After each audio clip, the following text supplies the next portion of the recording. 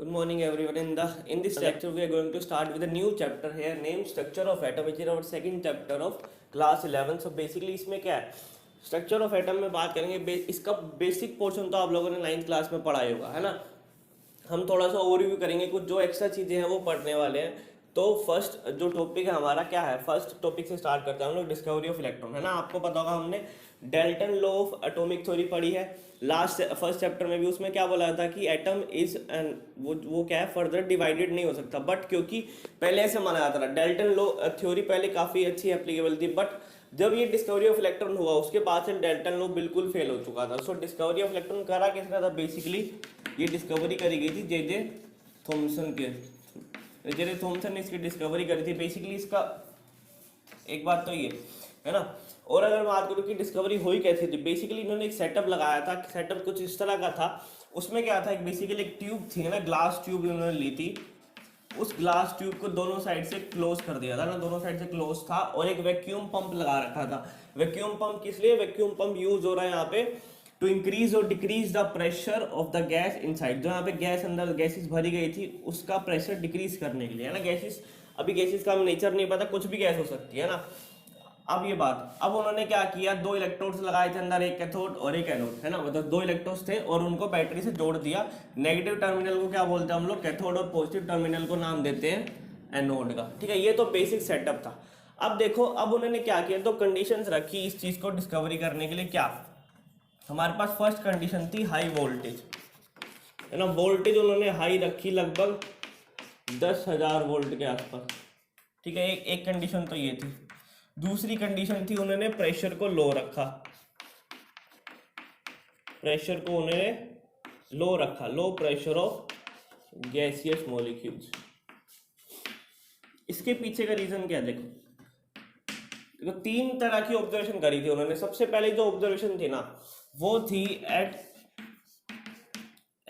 Pressure 1 atm।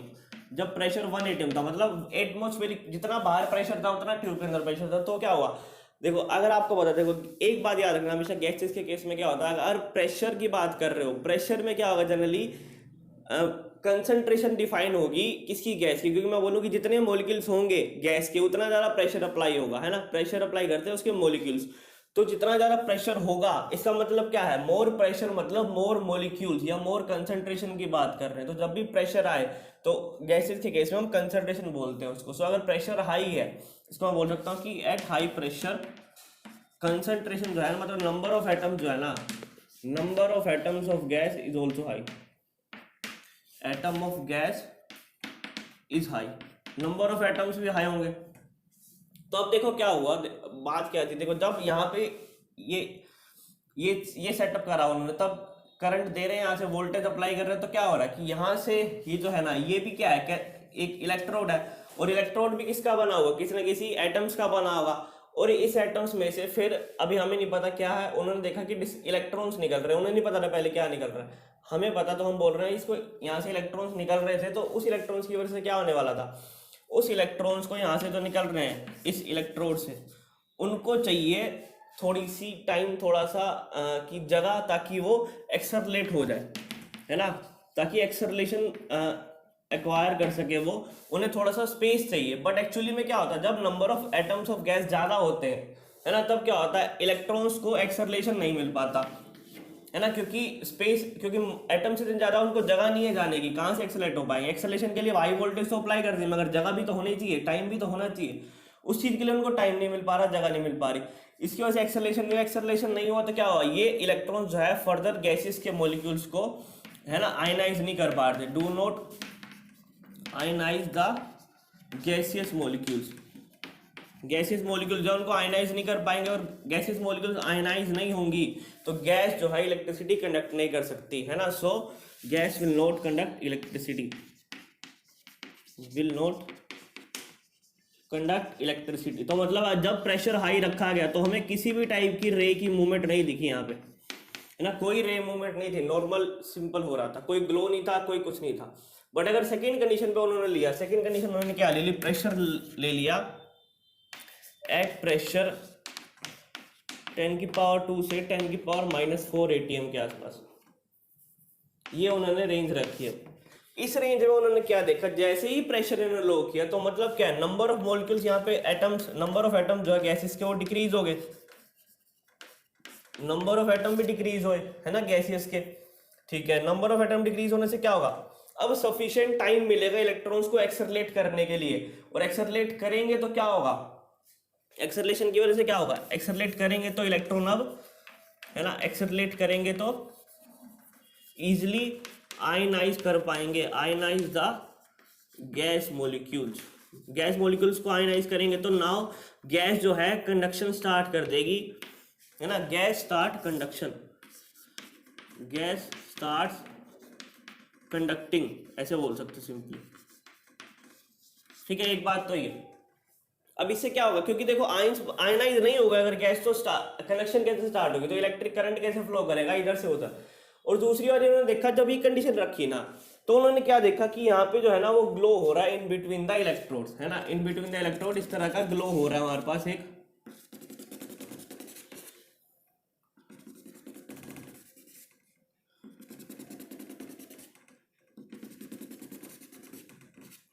ये इस तरह का ग्लो हो रहा है। और उन्होंने देखा कि ये ग्लो जो शो कर रहा है ना, उन्होंने देखा कि चलो ये तो लाइट की है, काफी लोगों ने कहा कि ये तो फॉर्म ऑफ लाइट है क्या और कुछ नहीं है, बट उनको ये कंफर्म करने के लिए लाइट है कुछ हो रहा है, ये देखा कि उन्होंने यहाँ पे क्या किया, एक पॉजिटिव टर्मिनल का इलेक्ट्रोड रख दिया, है ना, पॉजिटिव टर्मिनल का एक इलेक्ट्रिक फील्ड अप्लाई कर दिया यहाँ पे, ठीक है, और यहाँ पे नीचे नेगेटिव टर्मिनल का कर दिया।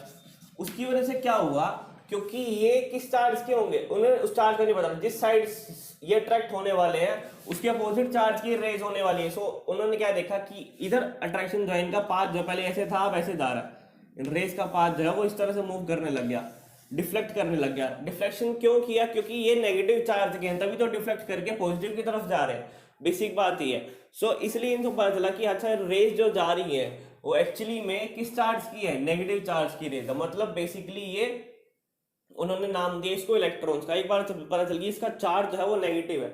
दूसरा, ये जो ग्लो आ रहा है वो किसकी वजह से आ रहा है, बेसिकली जो ग्लो आ रहा है, जो इलेक्ट्रॉन्स यहाँ से निकल रहे हैं, नेगेटिव चार्ज के इलेक्ट्रॉन्स यहाँ से निकल रहे हैं, वो क्या कर रहे हैं, वो गैस के मॉलिक्यूल से स्ट्राइक कर रहे हैं, है ना, गैस के मॉलिक्यूल से स्ट्राइक कर रहे हैं। तो क्या हो रहा है, गैस के मॉलिक्यूल्स में जो इलेक्ट्रॉन प्रेजेंट है, जो एक लेवल पे इलेक्ट्रॉन प्रेजेंट है, वो कहाँ शिफ्ट हो रहा है, वो हायर लेवल पे जा रहा है, लोअर लेवल से हाई, क्योंकि इलेक्ट्रॉन जो है उसको एनर्जी देगा, एनर्जी देगा तो उसके इलेक्ट्रॉन जो लोअर लेवल पे है वो कहाँ शिफ्ट हो जाएंगे, हायर लेवल पे, यहाँ से आ जाएंगे। बाद में क्या होगा, मगर क्योंकि अनस्टेबल होते हैं हायर लेवल पे इलेक्ट्रॉन्स, अनस्टेबिलिटी की वजह से क्या होगा, कुछ इलेक्ट्रॉन्स वापस स्ट्राइक बैक करेंगे अपनी फिर से उसी पोजीशन पे, है ना, वापस जाएंगे, और वापस जाएंगे तो एक एनर्जी रिलीज करेंगे, एनर्जी रिलीज करेंगे, उस एनर्जी की वजह से हमारे पास कलर फ्लो आएगा, कलर आएगा, या हम सिंपली बोल सकते हैं ग्लो आएगा एक तरह का।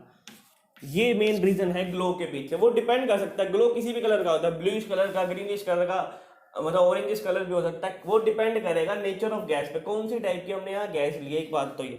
सो ये मेन फैक्टर था। देखो हमने क्या क्या देख लिया, फर्स्ट कंडीशन पे कि कोई कंडक्शन नहीं हो रही, सेकंड जब प्रेशर की कंडीशन ली तो क्या हुआ, एटम्स बढ़ गए, एक्सेलरेशन को टाइम मिला, जो गैस कंडक्शन स्टार्ट कर चुकी है और गैस ग्लो भी करने लगी। रीजन बीइंग क्योंकि एक बार इलेक्ट्रॉन हाई एनर्जी पे गया फिर वापस आया, उसमें कलर जो रेडिएशन छोड़ी एनर्जी छोड़ेगा, तो ऑब्वियस सी बात है हाई एनर्जी से वापस लो एनर्जी पे आ रहा है तो उसको एनर्जी अपने से रिलीज करनी पड़ेगी, तो रिलीज करी तो कलर की फॉर्म में वो शो करेगा, एक पर्टिकुलर वेवलेंथ होगी उस रेडिएशन की, उस रेडिएशन की वजह से कलर शो होता है एक पर्टिकुलर वेवलेंथ पे, ठीक है। एक बात तो ये। अब अगर मैं आपको बोलूं कि ये तो दो कंडीशंस थी, है ना, अब अगर मैं आपको बोलूं कि थर्ड कंडीशन उन्होंने देखा कि देखो ये तो पता चल गया कि है, ये कैसे पता चला उन्होंने कि एक्चुअली कैथोड से ही निकल रही है चीज, है ना, उनको ये जानना था कि एक्चुअली कैथोड से निकल रही है नहीं निकल रही। सो उन्होंने क्या किया, चलो एक बार पहले थर्ड कंडीशन देख लेते। थर्ड कंडीशन में क्या हुआ,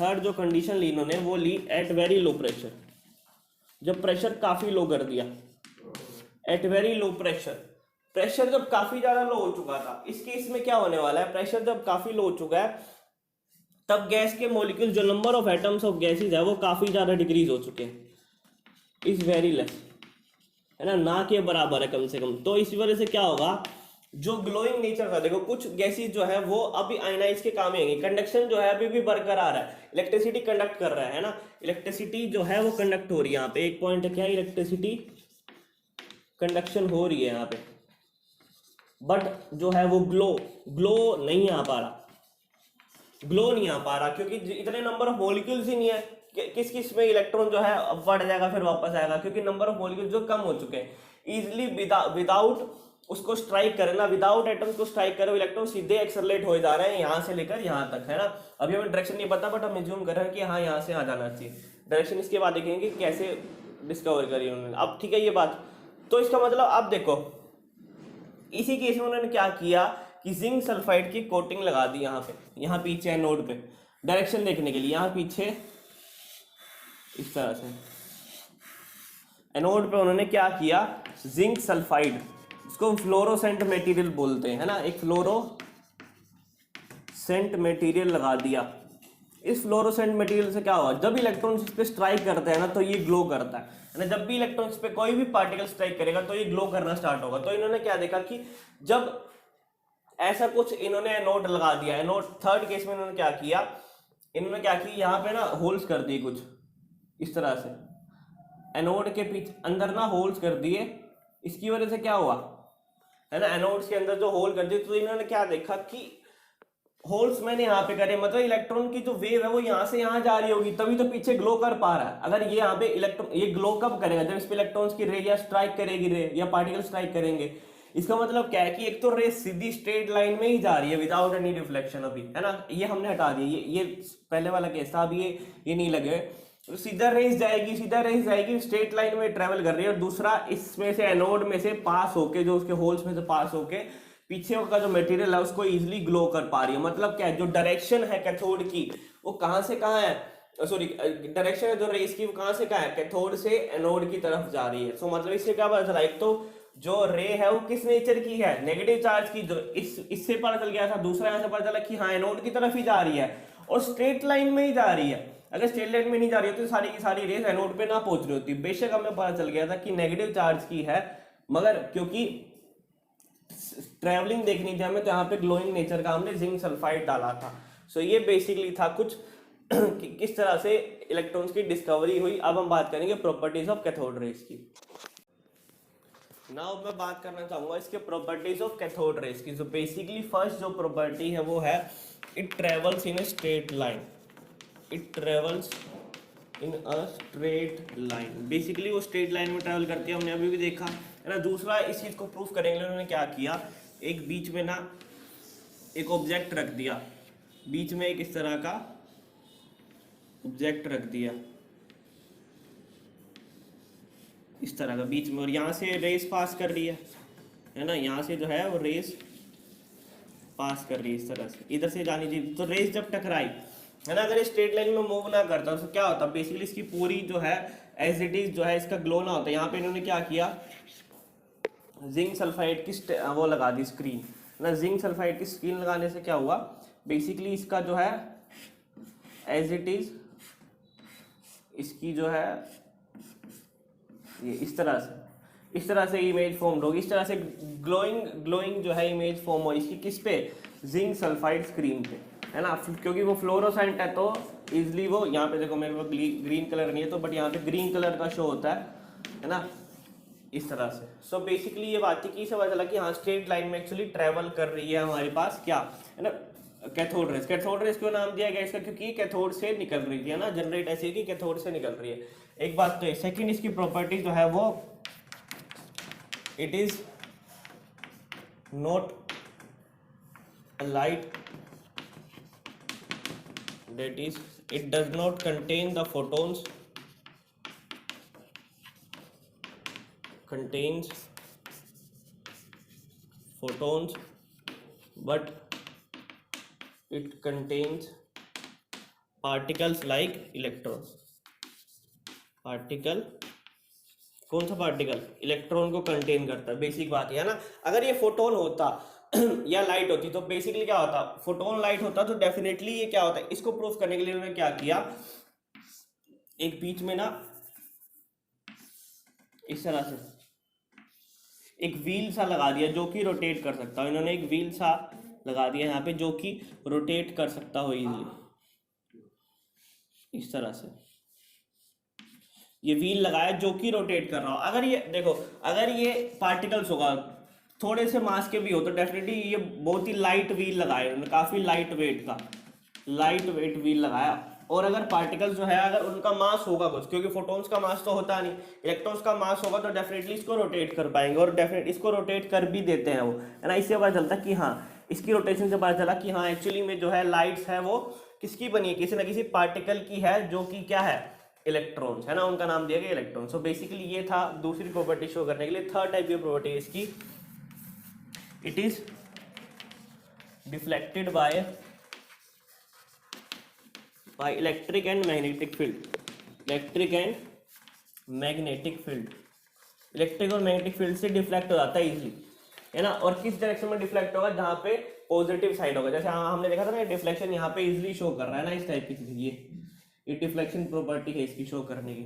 इस तरह से रे जाएगी, जानी ऐसी चाहिए थी, जा उधर रही है तो बाहर नहीं जाएगी, मतलब इस तरह से, इस तरह से डिफ्लेक्शन शो करेगी, बेसिक बात है। सो एक चीज ये। अब अगर बात करूँ नेक्स्ट प्रॉपर्टी की, नेक्स्ट प्रॉपर्टी क्या है, फोर्थ प्रॉपर्टी है it cause heating effect. It cause heating effect. Heating effect क्यों शो करेगी, क्योंकि काफी हाई स्पीड के इलेक्ट्रॉन्स इम्पार्ट मतलब बाहर निकल रहे थे, और किसी अगर मेटल सरफेस पर टकराएगी ऑन स्ट्राइकिंग हार्ड मेटल, अगर हार्ड मेटल से इसको स्ट्राइक करवाओगे तो डेफिनेटली, क्योंकि हाई एक्सेलरेशन के इलेक्ट्रॉन्स निकल रहे हैं इसमें से, तो डेफिनेटली हीटिंग इफेक्ट जो है वहां पे शो हो सकता है। तो ये इसकी चार प्रॉपर्टीज। नेक्स्ट प्रॉपर्टी की तरफ बढ़ते हैं, fifth, it produce X-ray when strike to a metal surface. Metal surface पे स्ट्राइक करवाओगे जब इसको, तो कौन सी टाइप की रेज प्रोड्यूस करेगी, वो प्रोड्यूस करती है एक्स-रे हमारे पास, ठीक है। जैसे for example metals like tungsten पे अगर आप इसको करवाओगे, टंगस्टन पे जब स्ट्राइक करवाओगे तो क्या प्रोड्यूस करेगा, एक्स-रे, बेसिक बात ये। नेक्स्ट प्रॉपर्टी है it can easily ionise the gas, है ना, गैस को इजिली आयनाइज कर सकती है। हम लोगों ने देखा अभी कि है ना गैसेस को आयनाइज करती है इजिली, है ना, तभी तो इलेक्ट्रिसिटी कंडक्ट कर रही थी गैस। नेक्स्ट पॉइंट हमारे पास क्या है, नेक्स्ट पॉइंट में बोल रहा है कि बेसिकली कि they possess penetrating effect. Penetrating effect, penetrate मतलब किसी से पास ऑन होना, किसी मटेरियल से, पेनिट्रेटिंग इफेक्ट व्हेन स्ट्राइक